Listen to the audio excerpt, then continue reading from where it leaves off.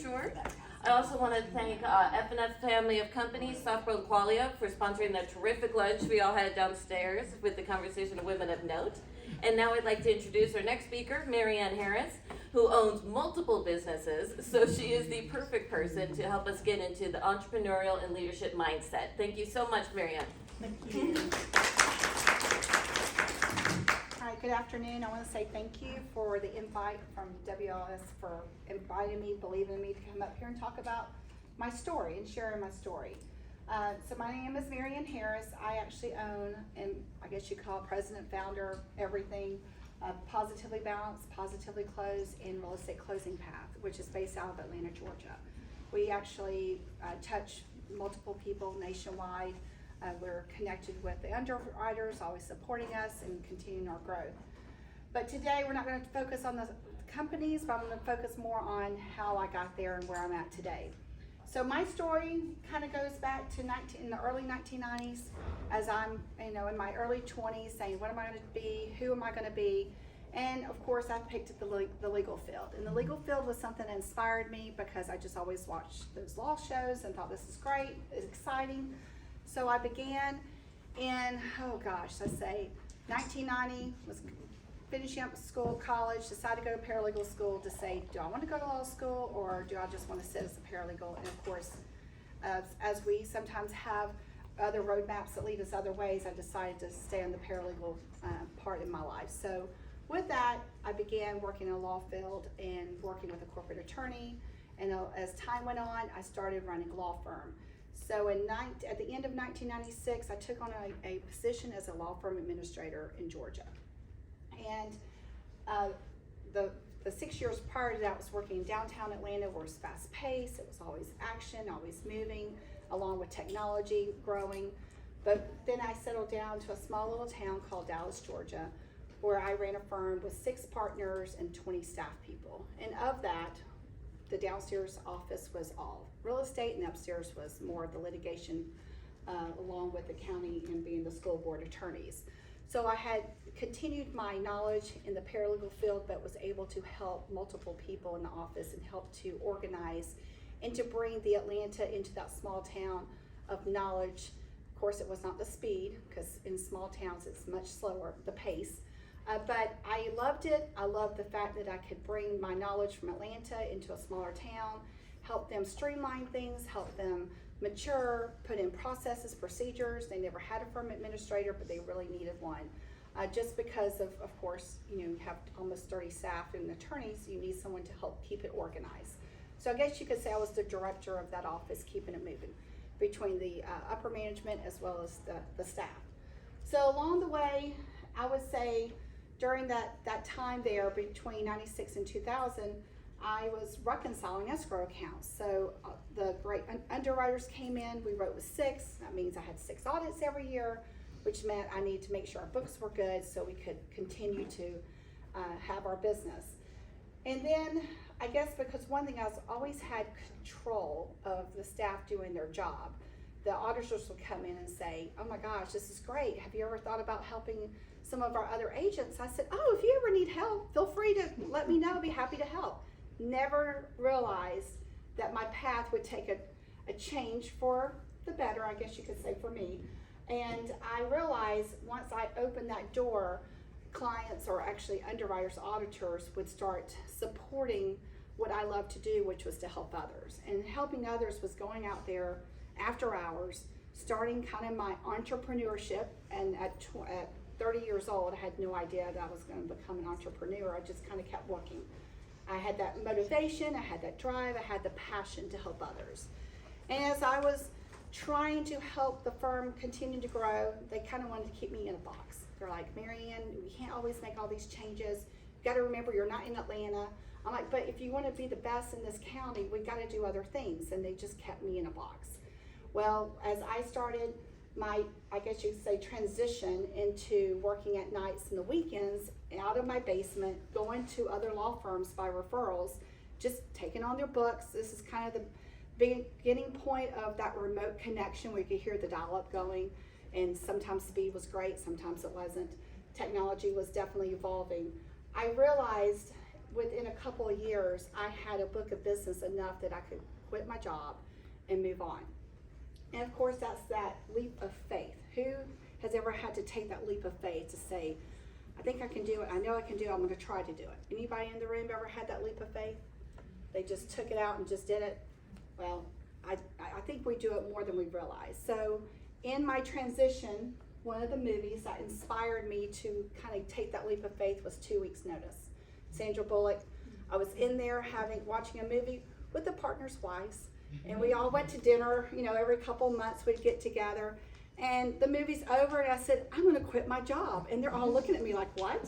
I said, I'm gonna do it, I'm ready, because I had been working basically 2 jobs over the past 3 years, and I had to find balance. Had to find balance with my family. I had Amory was, at that time, she was about 7 years old, and I needed to find something that would inspire me, that I could continue with my passion and not be stuck in a box. So I went to the attorneys the next week and I said, I appreciate the support y'all have given me. They did let me work a little bit less hours because I had everything in order, organized in the firm. Because I did have a child that was heavily involved in gymnastics. That's 25 hours a week. So while she was practicing, I would go to another firm and work those reconciling hours after hours, because that's when they would let me in. And along the way, I was like, I gotta find balance, I gotta find sleep, because I finally I was not sleeping. I would go to bed at 2 in the morning or get up at 4 and continue my day. So balance was good for me. But then it was the mindset. I think a lot of us don't realize how important the mindset is. So we are talking about a vision today. That's why there's stickers, that's why there's boards. Everybody's gonna put together a vision board later on. It can be personal, it can be professional. But here is some of my vision that I have come along the way over the last 25 years. The first one is mindset. The driving force in the quest for success and achievement, a mindset that combines discipline, strength, confidence, and ambition is a powerful mindset. This can achieve anything it sets its sights on. Well, my side was, some of my choices were positive thinking equals positive results. So of course, my business name was Positively Balanced. I always wake up in a positive mind. I'm happy to wake up. I'm grateful, thankful for being able to walk, talk, get up and get moving, especially as you get older. You really value that even more every day. But it was something that I had to believe in myself. I had to have patience. I had to have the energy, ambition, and courage in order to continue moving. Because not only did I quit my job, which I gave them a 6 months notice, but at that time I had other people starting to rely on me. So I had staff, I had people quitting their job. One of them was my aunt. A couple years, she began with me in 2001. I landed a big client, called her up, and I said, Lisa, I said, I have this opportunity, want to make some extra money in my business. She's like, sure. Well, she was working for an oncologist. And so along the way, I realized that I had other people starting to believe in me and looking at me to help support them, which was a paycheck. So I had 2 of them, Lisa and Karen. They quit their job. They came into my basement every day. We put in, 15 hours of a day. Sometimes we would get lucky and leave at 10 hours. But we continued working, and that was in 2003. Well, in 2004, I had to take another leap of faith, and that was to move my office into an office building, which meant rent and other responsibilities. So I was like, okay, I think I can do this, because I also was trying to find that balance again. Along the way of life, you always have to reshift, rebalance your life in order to be happy and make others happy that's involved in your life. So in 2004, we started going full speed ahead. We had an office, it was all that, 900 square feet. Wow, I can do this. It was about being brave. It was about saying I can do this. I can work hard, but the adventure just begun. And with that time, we started hiring one person at a time as we gained more business. And I will say this industry has blessed myself and many others so much that I wanted to continue to work hard. And it was always about word of mouth, by us doing a good job, didn't have to hire salespeople. Work was just coming in organically because of what we produced, and that was from hard work. So along the way, we had that mindset, continued to have the mindset, And then we hit probably about, almost 15 years in. And of course, resilience is another word that I try to focus on, which is the capacity of a person to maintain their core purpose and integrity in the face of dramatically changed circumstances. The ability to not only overcome setbacks, but to also move forward. So while I was trying to build this business, there's sometimes a setback because, we lost a big client. Or, the economy, because this is now in 2006, 2008. How are we going to survive? I know probably many of y'all were in this industry during that time. So it was a work together and we'll survive together. So during that time, I was having to rebuild, refocus on what's going to get us through this unknown period of time, because I never had gone through it before. I mean, who knew that everything was going to go crazy? Houses were going to go into the mortgage industry was going to change and change everything from here on out. But with that resilience, we survived. We survived because we had the mindset to continue to think positive, to work hard, to continue to push forward. So during that time, I think I had moved to another location, continued to grow. And along with the growth, I always had to keep looking at how am I going to continue to grow this business. But once again, I'm not one that wants to stay in a box. A box, it gets a little old after a while, and you feel like you can't move, you've hit all the walls, and you're like, I'm ready to bust out. So one of the things I realized is I had to continue to evolve with change. I had to be open-minded. With change, there's technology that changes, there's service. How can we improve our service? What are things that will continue to help us grow? So I always had to keep an open mind. Closed-minded people will usually just collect a paycheck. Open-minded people can have, the world is yours, being open-minded. So with a lot of hard work, being empowered by people working with me, because once again, I always believed in us together, not myself. And about that time, I realized that I remember someone saying, you're an entrepreneur. And I sat there and go, no, I'm not an entrepreneur. I just work hard. I'm just a business owner. But then I realized, wow, I really am an entrepreneur when I started also opening up another company. So once again, my box, I guess a box doesn't exist for me because I never stopped growing, never stopped changing. I never stopped continuing to empower people, especially the ladies that work for me. I have 40 women that work for me. And we just hired our first man as a full-time closer on our Positively Closed team. But for the last, 23 years, all I had was women. And it was fun to watch them grow, to empower them. Because it's important that us women, we stick together, we grow together, we encourage each other. I found a lot of women that come working for me don't have a lot of self-confidence. And they're scared or they don't know what to do. And I'm sitting there going, oh my gosh, you've got so much to offer, and they just don't believe in themselves. So I always try to invest into my staff because I want, the more I can empower them, the more they empower the business, and we continue to grow together. So one thing I did notice or realize when the speaker this morning was talking about making sure, when she's talking about Bath and Body Works, where she went out there and learned the business. She went out there and stocked the shelves. I so agreed with her because I made sure I touched every part that I brought into the business. I knew how to reconcile. I created positive pay. I created the compliance department. Because when you know it all, you can really help support your staff. And that as an entrepreneur, I feel like I have to invest in them in order for them to invest in me. And it's a two-way street together. We're working together.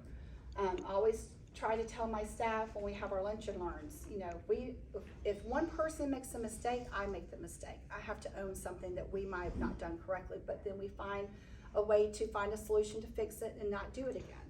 Because if we continue making mistakes, our clients will not be very happy with us.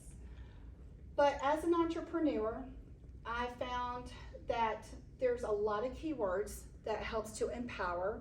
One is patience, of course, passion. Passion I use every day. I live in passion in order to keep the motivation going with a positive mind. How many of y'all in here have ever been in an entrepreneurship role? where you started something. You could have been selling Tupperware, you could have been doing 31, anything on the side just to make the extra buck. Well, you were an entrepreneur. You were working your book of business. You were maintaining, people to come back to believe in what you were selling. So entrepreneur to me is such a wide range of opportunities that a lot of us don't realize that we can do. And a lot of that is really believing in yourself and having determination, motivation, patience, constant thinking, and setting goals. And it's whether you do it for your first year, 5 year, or 10 years, all the same. It continues to grow and as you get into those years. So now I'm about to hit 24 years. One thing I realized as an entrepreneur, though, was to help self-balance between your business, your family, and then yourself. So there's really 3 lanes that you really need to focus on. A lot of people get focused on one and they forget that the other 2 exist, and before you know it, you lose yourself. Another thing as an entrepreneur, I realized that you have to separate yourself from your business. A lot of people think, oh, I have a business, this is all my money. And of course, I have some clients that think that, so they get in trouble because they think their escrow account is their money, and I try to tell them that's not your money. So I've learned you have to separate yourself. The company that you looked upon as an entrepreneur is not always your money.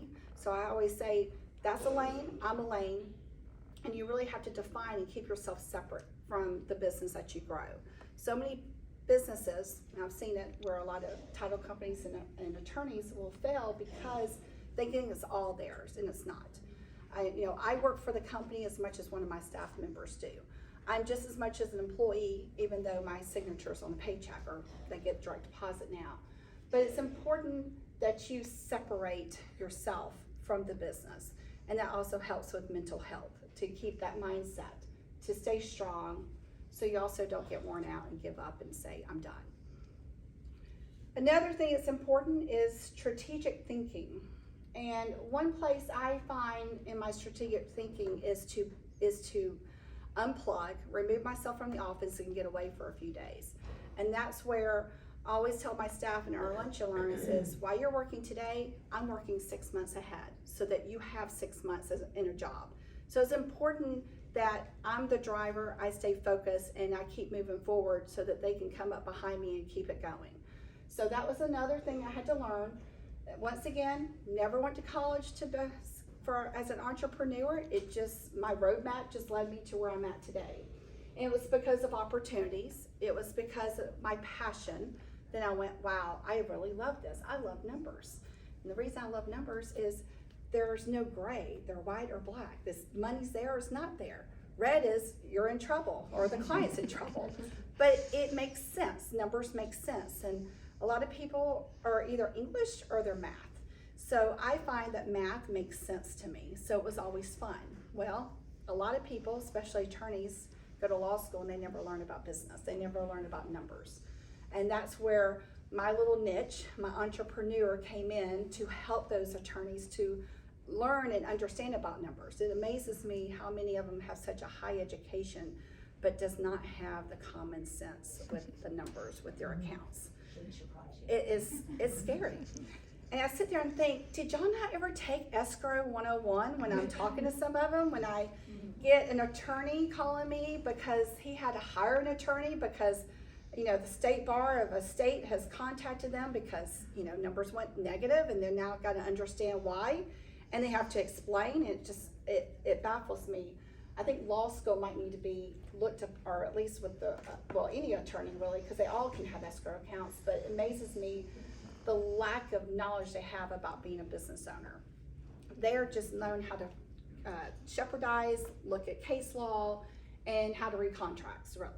But to understand a business sense, that's what really is important to them.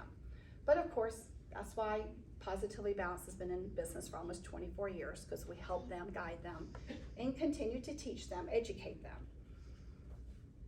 So, I talked about resilience. Resilience is basically, pushing through, making it happen, but understand that you always got to have a life balance. So I'll be 24 years in January.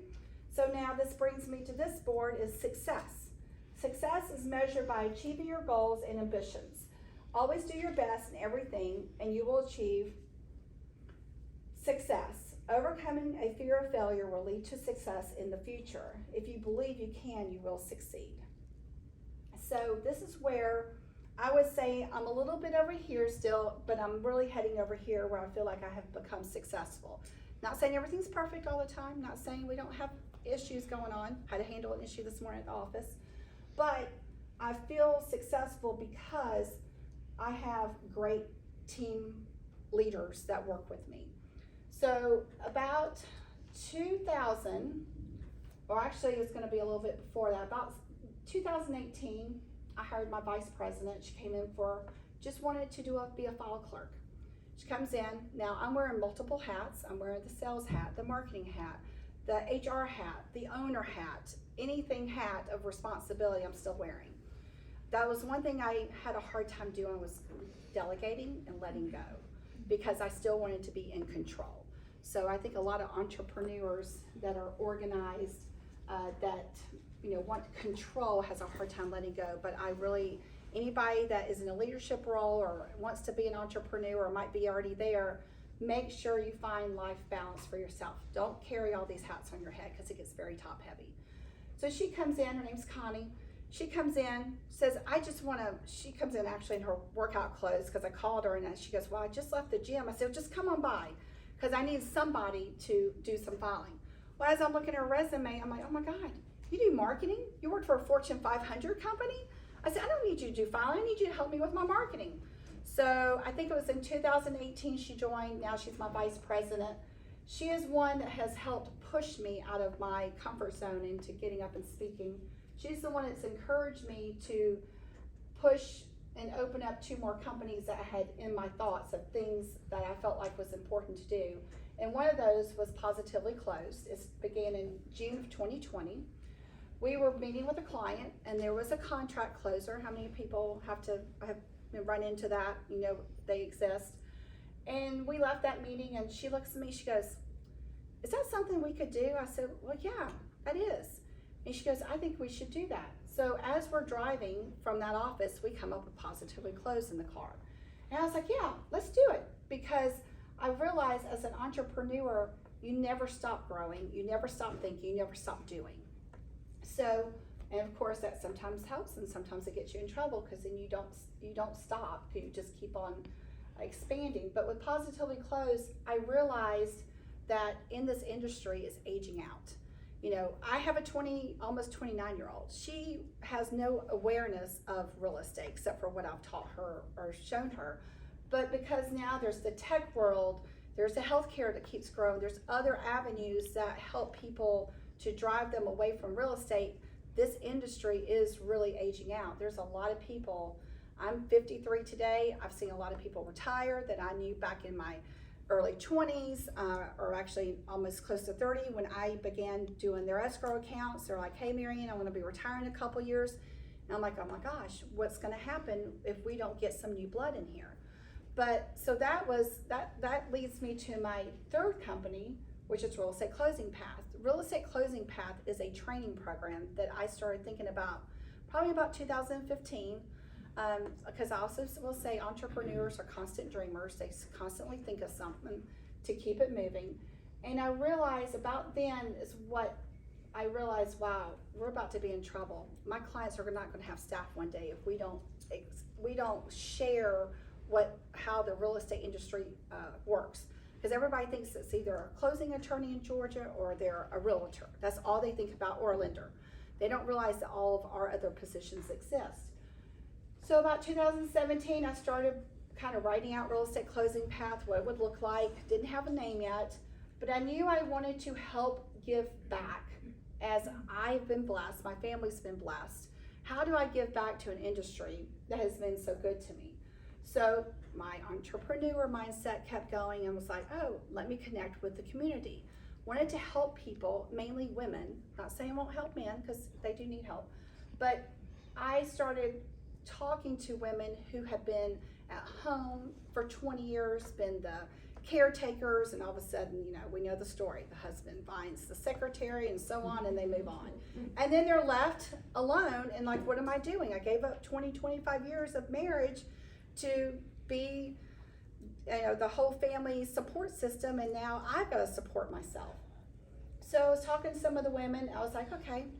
So as I'm actually connecting with a few other women in the industry, I met up with them, kind of made a team, and I said, you know, I want to start a company that's a training program that can help bring other women into this industry, that can help give them knowledge and awareness that all these other positions exist.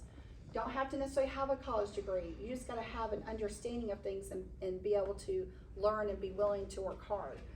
So with that, evolved, and of course COVID kind of put it on the back burner for a second, but I was finally able to get Real Estate Closing Path rolling in 2022. So, 2021. So in 2021, kind of the end of 2020, I had clients going, I need help, Marianne. Can you find me somebody? You were talking, because I also kind of shared the concept with some of my clients. Hey, what do you think if I started a training program? They're like, that's great. Well, then I got demands. I need someone now. I'm like, okay. Well, of course, it was a vision, and the vision hadn't come to play yet. So I was like, okay, now I got to shift gears, got to work on this other company. And I was interviewing a lady who had been a closer for 30 years, and she came from my Positively Closed ad. And she said, Marianne, I want to come work for you. She worked for one of my clients years ago. Now, I never hire from my clients because that would not be good service. They would not be happy with me. But she kind of had taken some time off and was coming back. And as I'm sitting there talking to her, I look at her and go, oh my gosh. I said, Sandi, you can be my trainer. And she goes, what are you talking about? I said, I'm trying to start this training program. So along the way, we start talking. She's like, oh, I would love to teach, because she was in the mortgage industry. She thinks she's one of those I know it all closers, and she does. She knows it all. And she gives me aspirations because of all the knowledge that she brings. So for the interview, she came in as a possible backup closer, because Positively Closed is actually a closing support company that helps to support anybody that might need extra set of hands for a period of time, or hey, I'm a sole practitioner, I just need extra help, I'm only doing 15, 20 closings. It's there to give that support. But with the Real Estate Closing Path, I said, okay, Sandi, I said, this is what I want to do, and I need to start it now. I've got clients asking that they need people. So how are we going to do this? Well, my entrepreneur mindset was mapping it out. Then I'm talking to my actual sister-in-law, Janis. I brought her with me. She and I were talking April of that year, and I said, hey, what's going on? How's your work going? Well, she was a teacher. And she's like, you know, I'm doing a virtual training, homeschool training. She wasn't, I guess, really happy with where she was at. And as I'm talking to her, I went, oh my God, there she is. Janis, I need you to be my director of Real Estate Closing Path, because what's the best person to have someone to start a training program? A teacher. A teacher, because they know how to do lesson plans. They know how to mark out time. And so bringing them two in from March and April, we had the school up and running in August, and we had people that we found in all avenues, y'all. This was probably the most rewarding part of my entrepreneurial experience, is to find women that need a change in life. And this is what really inspired me. My passion has never changed, but it just continued to grow. I was actually 2 weeks in, we were of course putting it out there saying, hey, someone looking for a life change, looking for a career path, because that's what we're trying to create, is a career, not a job. And so we had women. We had one lady who was a single mother recently, who was nannying and trying to just pay her rent. She came on board. We had 6 ladies at the beginning. We had someone that had gone through sex trafficking. We teamed up with a lot of nonprofits, with veterans, with Dress for Success in Atlanta, with Rescuing Hope, Must Ministries, just trying to pull people from all different avenues. And I will say it was definitely an eye-opener, an interesting experience to kind of see them coming from different places. I even pulled a lady from Sunglass Hut. I was there buying sunglasses for my girls. I do bingo every year, and in bingo it's in July, and they all get to win purses or sunglasses. It's like a fun Christmas time for them. And this is I guess my passion, my calling is to help others and see other people happy. So I'm sitting there buying like 6 pairs of glasses. I'm explaining to some of the women, okay, I have some women that are older, I have some that are younger, what sunglasses should I get? And she goes, do you mind me asking what you do? So I started talking to her. She said, oh my gosh, she said, I took a few days off, and her name's Stacy. She goes, and I prayed, and I said, God, lead me somewhere, and I felt like I wanted to hit the real estate industry. I said, oh my gosh, Stacy. I said, well, come Monday, we're starting a program. And I think I was at the mall like that Wednesday. Let me tell you, that woman drove an hour and a half every day to take her class. She was, and then she would still go to work. And today, 2 years later, she is successful, she's doing great. Like, there's so many success stories that's come out of this real estate closing path that is just amazing to see these women change, grow. We've had another one, Crystal, who was the single mom. She's now a realtor. So not only she got him from a pre-closer to a closer, but she's also selling houses. So she's able to provide to her family. So as my experience, my story has grown, I feel like it's also connected to other women and created their stories. And I will tell y'all, the most rewarding thing ever, and this is when I get a little emotional, is getting a text from them and them just telling me how much I changed their life. Sorry, y'all. It's my menopause. But I sit there and just go, wow. And I didn't realize the impact that I would bring to helping these women find a new career path. And so that's the part that I think has inspired, continued to motivate me, is with this piece of the real estate closing path. And now we're actually doing advanced training with people who are currently in the offices that want to just power up, continue to evolve, because as we know, the industry is not hiring right now. So we had to put a pause on that, but we're hoping next year we can bring some more back in. But we had about 25 people we were able to job place. And some have kind of not stayed in, it just wasn't their fit, but that's okay because they still got to learn something new. You know, we even had like a bank come in and talk about their financial part of just learning about how to buy a house. I think one has bought a house. Another one had texted me and said, oh my gosh, Marianne, just in a month's time, my credit score went up 20 points. And it was just so exciting and rewarding. Now, I will say my positivity balance is my paycheck collector. You know, it helps to feed the other 2 entities. But it's such a reward as an entrepreneur to come in and help lead these ladies. Of course, I couldn't have done it without Janis and Sandi because they really lead that every day. Janis pretty much has taken it, run with it. I give her my vision. And as an entrepreneur, you might be in the shower and thinking of stuff. And of course, I'm texting right when I get out. Or I'm calling her at 7:30 in the morning. I've tried to get a little better than that because I used to do that to Connie. I'd call them while I was in the shower and say, I got a thought. So I've tried to calm down and say I can hold that thought and share it with them later. They don't need to always hear me in the shower. But that's kind of my time where I can think, sit and think and, you know, process and continue to feed the 3 different entities. So with my continued success, being blessed, I will say, I've always said to God, please, you know, open those doors for me and I will, you know, follow through and do the best I can. So I will have to say with God's grace, He has definitely continued to inspire me. But one of the things that I achieved as an entrepreneur goal, and this is, you don't even have to be an entrepreneur to have goals, of course, but the one thing we wanted to do was buy a little dream house at the beach. So almost 2 years ago, after having patience, remember, make sure your business is separate from you. That way your business is going to be there in 20, 30 years. But with patience, I was able to buy a place for us to go away, take my kids. I'm a mother of 3, 28, an active 15-year-old daughter, and then a 12-year-old son. So we're hitting those teenage years again. God give me grace. Because I will say it's not as easy as it was the first time around. In fact, I've had to ask my 28-year-old, I said, Anne-Marie, I said, were you like this at 15? I don't remember you being like this, because our little Molly can get a little emotional at times, and life is very challenging because of all the girl drama that goes on. And then my 12-year-old, you know, loves to antagonize her and because he's a sweet little boy. So it's definitely a different dynamic having an older one and having 2 teenagers active in the house. But the one thing is, you know, I've had to learn to live more and worry less. One thing is I've always found, I've had people ask me, you know, Marianne, you don't ever get stressed out. You don't ever lose your cool. And I said, I've learned to not take in the stress By taking in stress, you collect migraines.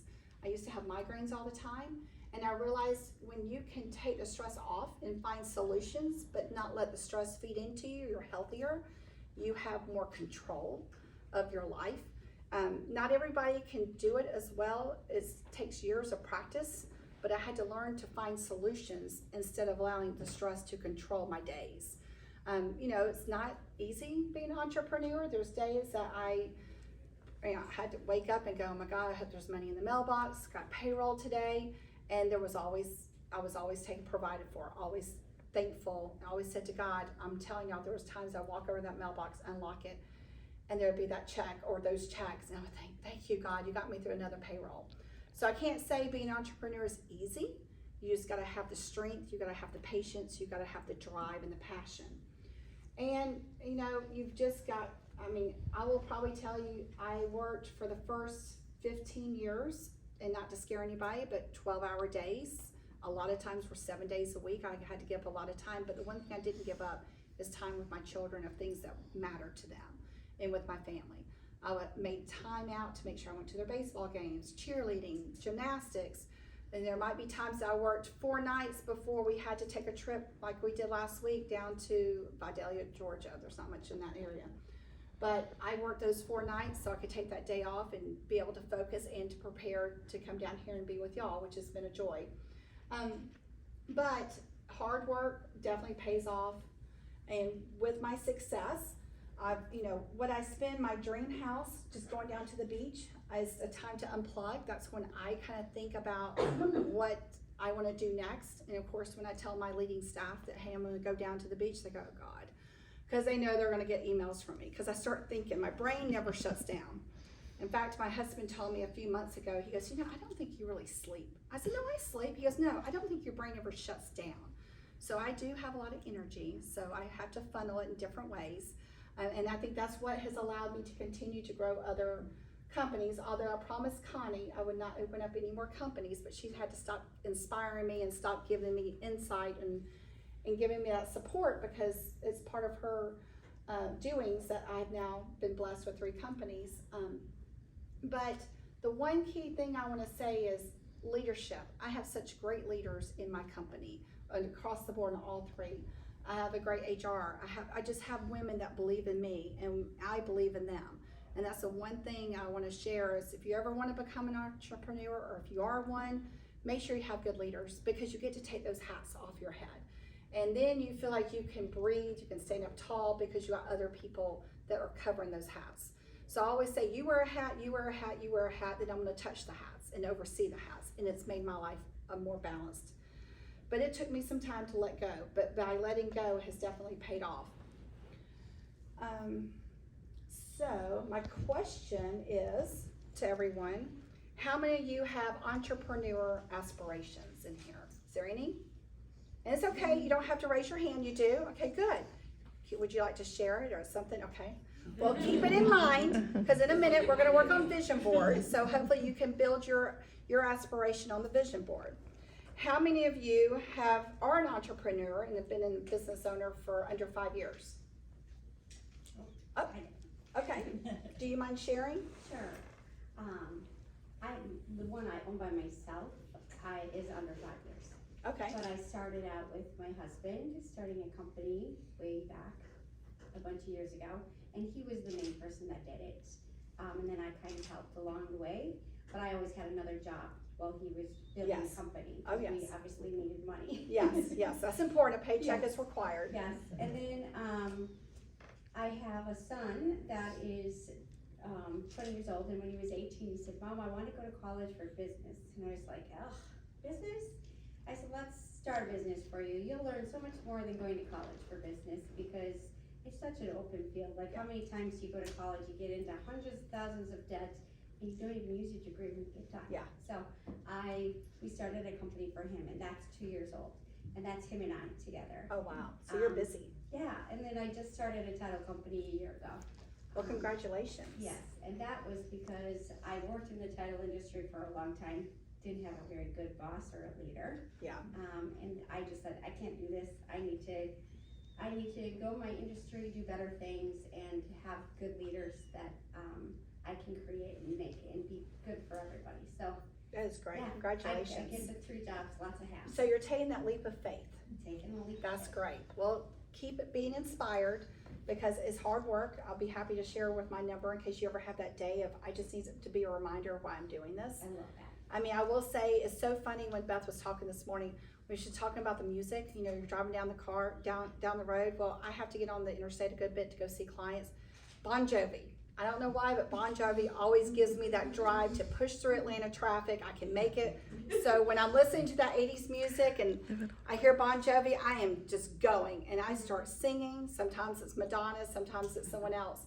But it even brings back memories of, you know, being younger and going, wow, I remember when. But it was, and it's another thing is when she was talking about, when Beth was sharing some other things about mentors. And I know everybody looks at things different. I look at more of who was some of the women that's in this industry that inspired me. So I had a client that, and it's kind of silly, but I remember, oh gosh, she's still been a client since 2000. We were in, going to lunch in her car, and I got into her car, it's a Volvo. I'm like, ooh, I'm gonna get one of these one day. So it's just, and not that that really matters, but I think it was more of seeing a woman that I admire achieve things. And of course, I got that Volvo one day, didn't keep it, but I got it. You know, I was able to reach certain goals. And there was another client that, you know, has 8 offices. I mean, she closes $1 million deals, and just being around her, she inspires me. So definitely hook up to some women that can inspire you because they'll get you through those tough times. Can't say it's easy, but it's well worth the roadmap of success. Another thing is, just remember it's simple to start a business. It's not simple to keep it going. So just be patient. And I believe at this point, I had one more question. How many of you work in a leadership position at your current job? I know we have a lot of leaders in here because women are leaders. We're caretakers, we're motivators. You know, just I want to say to everyone that is a leader, thank you, because without my leaders, I wouldn't have the opportunity of being here today in front of y'all, because I would not have that person to push me and say, I'm going to push you out of your comfort zone and get up. You need to get up and start telling your story or talking about escrow accounts. But leaders are definitely, I almost want to say, just as important as the person owning the business. Because you can own any business. It's about how long is it going to last, how successful is it going to be. And without your leaders, you're not going to have great success. And just remember, entrepreneurial leaders are really one of the same. I lead my staff. I'm in there making sure that they see me, stay connected with me. I have an open door policy to say if you need something. I mean, I have women coming to me talking about their personal life to anything happening. So it's nice to continue to inspire them, because the more I put into my staff, I find the more they put into the business, and it's a win-win for both of us. And question I have is, how do we combine our work and personal passion? Well, mine is helping others. I think that's been mine since I was a little girl. My parents passed, so I was kind of a survivor. I was an only child. My mom passed when I was 11. My dad passed when I was 20, but I was always a caretaker, trying to help others, help my mother, help my father.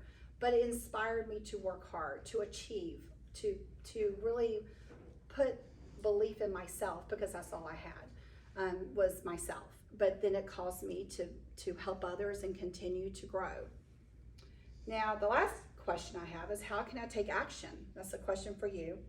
And the great question is, that's what we're going to be doing, is working on vision boards. So on everybody's table, we have stickers, and we have a board that it only takes about 9-10 stickers to make that board happen. But feel free to just have a little fun. And I did it small so it can fit in your purse, fit in your suitcase. But if you've never done a vision board, I just want to say it's a lot of fun. And you can actually realize in a year later, when you reflect on the vision board, of how much you can achieve off the vision board. So good luck, ladies.